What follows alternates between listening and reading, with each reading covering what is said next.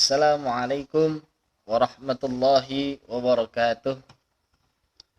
Alhamdulillah, alhamdulillahil qawi sultanuh, al-wadihi burhanuh, al-mabsuti fil wujudi karamuhu wa ihsanuh. Ashhadu an la ilaha illallah wahdahu la syarikalah, wa ashhadu anna sayyidana Muhammadan abduhu wa rasuluh la nabiyya ba'dah. Allahumma salli ala sayyidina Muhammad wa ala ali sayyidina Muhammad, amma ba'du. Yang terhormat Bapak Ibu Kepala Sekolah Wilayah 1, yang mohon maaf namanya tidak dapat saya sebutkan satu persatu, insyaallah tidak mengurangi rasa hormat dan takzim saya kepada beliau semua. Mari kita doakan semua, mudah-mudahan Allah Subhanahu wa taala menjaga beliau. Mudah-mudahan Allah Subhanahu wa taala mudahkan segala urusan beliau, baik urusan dunia maupun urusan akhirat. Amin ya Allah ya rabbal alamin. Dan yang kami banggakan dan yang saya cintai, anak-anak muridku, anak-anakku semua dari kelas 1 sampai dengan kelas 6. Puji syukur kita haturkan kehadirat Allah Subhanahu wa taala yang alhamdulillah pada pagi hari ini bertepatan dengan tanggal 13 Ramadan 1441 Hijriah, kita sama-sama bisa bermuajahah talabul ilmi. Mudah-mudahan dari video ini dapat bermanfaat untuk kehidupan kita sehari-hari. Amin ya rabbal alamin. Salawat serta salam marilah kita sanjungkan pada baginda Nabi besar Sayyidina Muhammad sallallahu alaihi wasallam. Mudah-mudahan kita diakui sebagai umatnya beliau. Amin ya rabbal alamin. Sebelum saya lanjutkan materi kita, yaitu membahas tentang puasa, maka alangkah baiknya, alangkah afdolnya kita membaca doa terlebih dahulu. Bismillahirrahmanirrahim. Rabbi israhli sadri wa yassirli amri wahlul 'uqdatam min lisani yafqahu qawli waj'alli waziran min ahli. Raditu billahi rabba wa bil islami dina wa bi Muhammadin nabiyya wa rasula. Rabbi zidni ilma warzuqni fahma birahmatika ya arhamar rahimin. Rabbi ighfirli wa liwalidayya warhamhuma kama rabbayani saghira. Rabbana atina fid dunya hasanah wa fil akhirati hasanah wa qina adzaban nar. Wa sallallahu ala sayyidina Muhammadin wa ala alihi wa sahbihi wa sallam. Walhamdulillahi rabbil alamin. Amin ya rabbal alamin. Baik, Bapak akan membahas tentang hal-hal yang dapat membatalkan puasa kita dalam bulan suci Ramadan. Yang pertama adalah makan dan minum dengan sengaja. Ketika kita memasukkan makanan ke dalam mulut kita dan ditelan dari dalam mulut kita dengan sengaja. Ingat sekali lagi, dengan sengaja. Contohnya, siang-siang haus nih, yang enak kan minum es nih. Kalau di kamar atau di ruang tengah takut kelihatan sama mama. Akhirnya bawa botol aqua ke kamar mandi, minum di kamar mandi. Memang orang tua kita tidak melihat, tapi Allah Subhanahu wa taala melihat. Jangan sampai hal tersebut terjadi. Hati-hati atas godaan syaitan. Makan gimana, Pak? Makan gitu juga sama. Lupanya jangan kebangetan. Kalau lupa makan tapi makannya udah sampai sepiring, itu kebangetan namanya.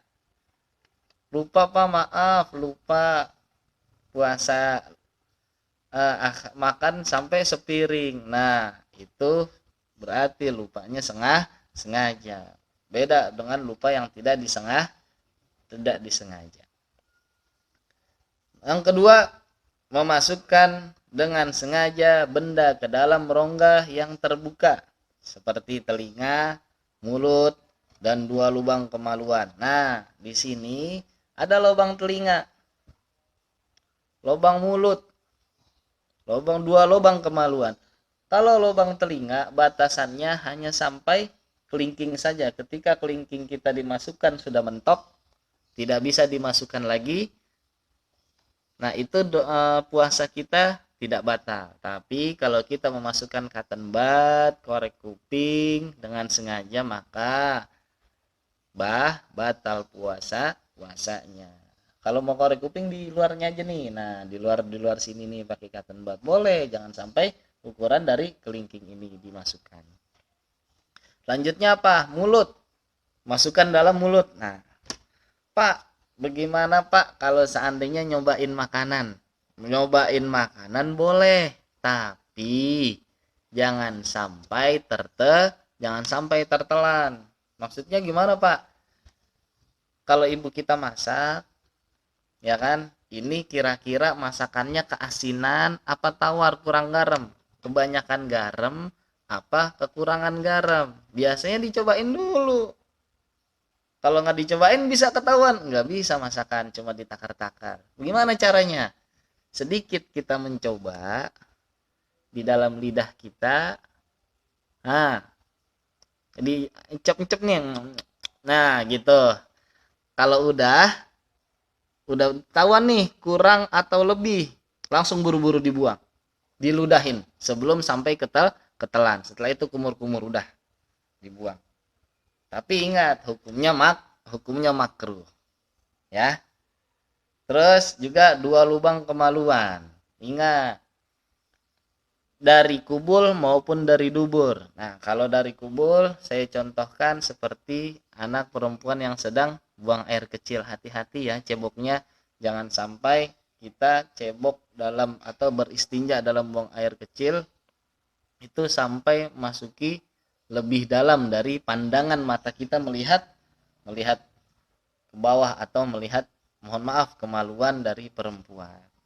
Itu tidak boleh kalau sampai masuk. Nah, itu dapat membatalkan puasanya. Terus kemudian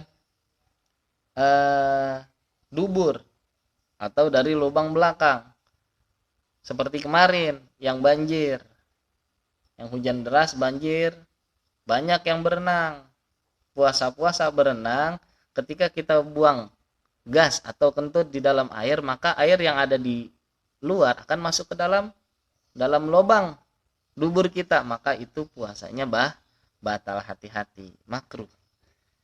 Yang ketiga, muntah dengan sengaja. Muntah dengan sengaja seperti apa? Memasukkan jari kita dalam tenggorokan. Nah, sengaja sampai keluar makanannya, sampai berasa lagi di mulut kita, batal puasa.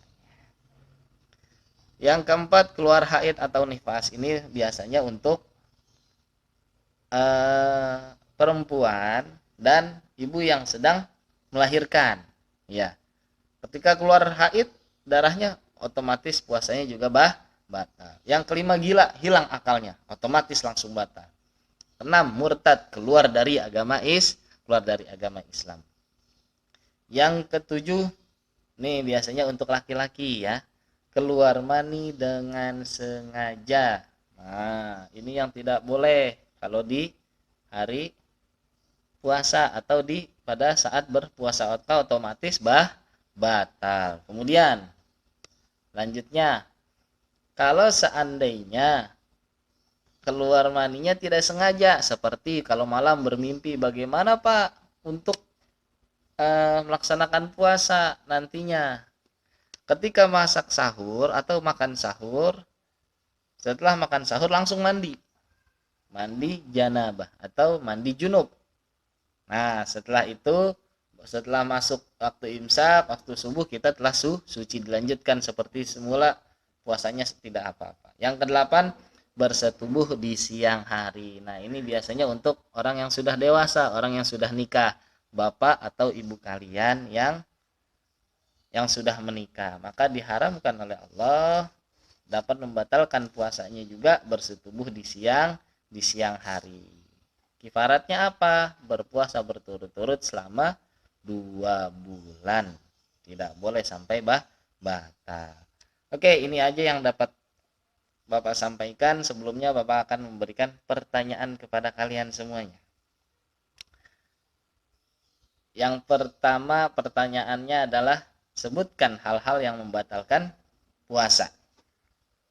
Terus yang kedua, lubang apa saja yang tidak boleh dimasukkan sesuatu, tahu benda sesuatu yang dapat membatalkan puasa. 2 pertanyaan saja dari Bapak. Mudah-mudahan apa yang Bapak sampaikan bermanfaat untuk kalian, bermanfaat untuk keluarga, agama Islam. Akhiri, mohon maaf apabila ada kesalahan. Allahul muwaffiq ila aqwamit thoriq. Wassalamualaikum warahmatullahi wabarakatuh.